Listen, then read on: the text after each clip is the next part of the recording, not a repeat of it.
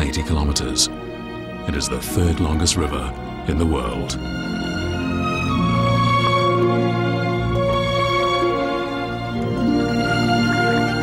The water in the creek near Bugayu's house comes from the glaciers, and it is home to a variety of living things, creatures that have evolved to survive close to the snowline.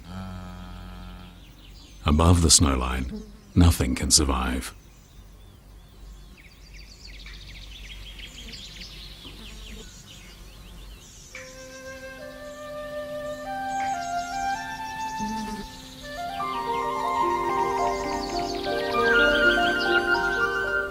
In this land close to the glaciers, the most colourful season is spring. And at this time of year, the creek fed by fresh glacier melt passes right in front of Bugayu's house.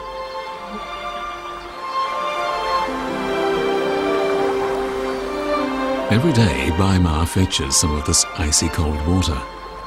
Although the members of Bugayu's family are used to seeing the glaciers in the distance, to them they remain mysterious. The places to which the water from the glaciers eventually flows also remain a mystery.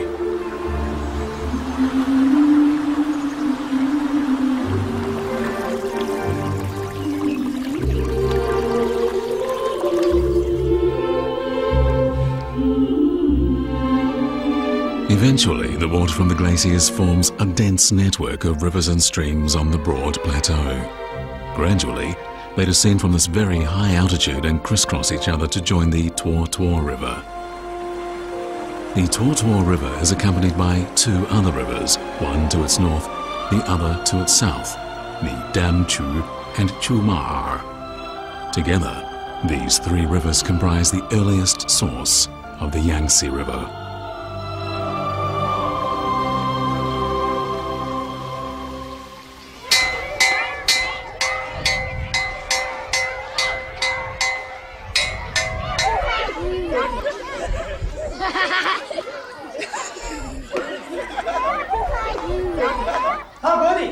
The Tuo River flows past the highest school in the world.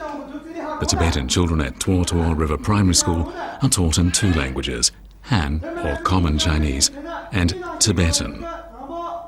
The things they learn about here extend their thinking and vision to places outside the snowbound region.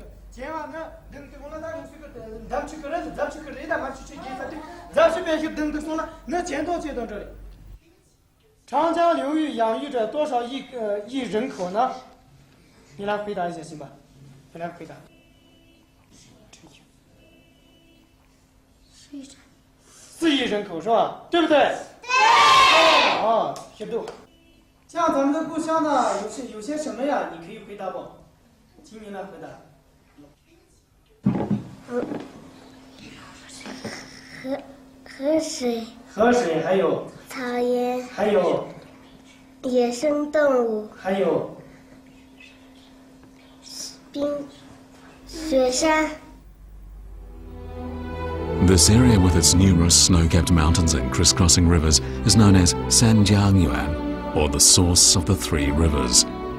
The area is so named because the Yangtze River and two of China's other major rivers, the Yellow River and the Lantang River, originate in this area.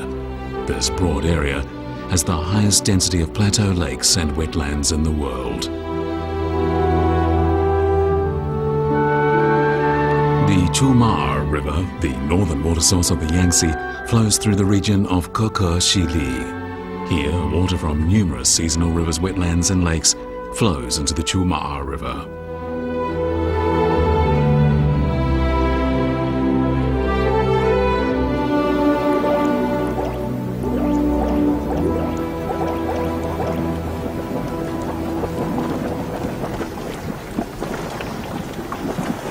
The ways of life led by the people of this region are unique.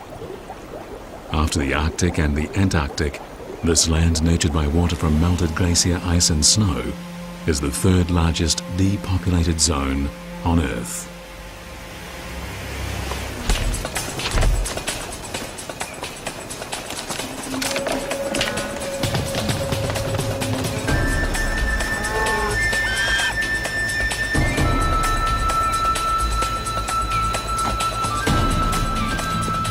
But while there are few people, the lakes, rivers and grasslands are a paradise for wild animals.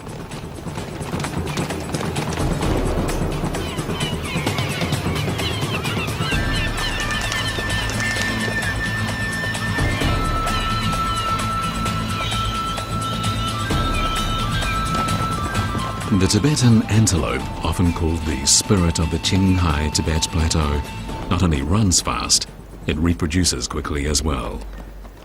Using their ploughshare-like hooves, Tibetan antelopes dig at the loose earth and deposit droppings which fertilize the land and revive the grass in spring.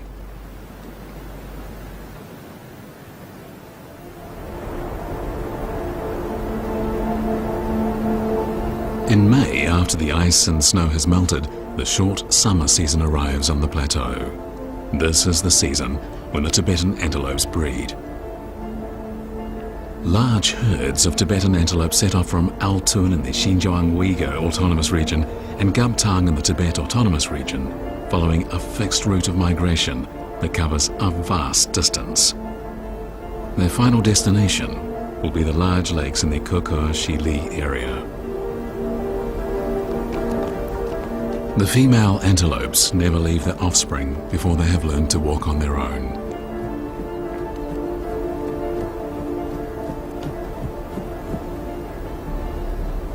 It takes just 30 minutes for an antelope to give birth, and by 10 minutes later, the young is standing. This is a critical period for the newborns, a matter of life and death, and often it can be a cruel trial for a mother and her young.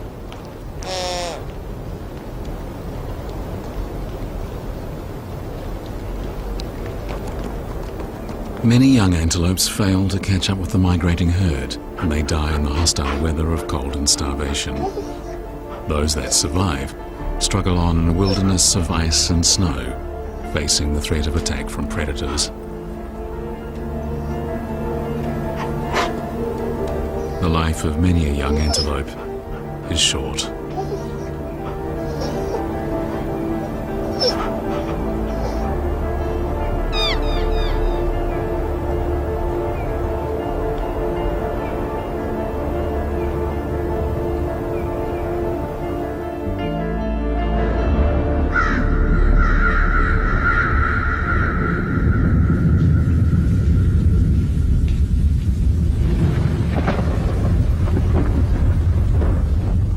Separating Qinghai province from the Tibet Autonomous Region is the Tanggula mountain range.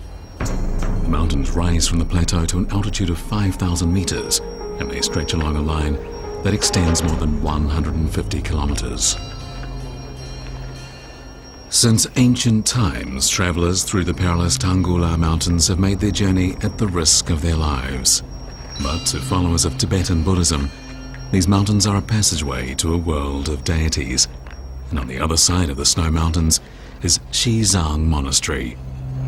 For devout Tibetan Buddhists, it is a place of pilgrimage.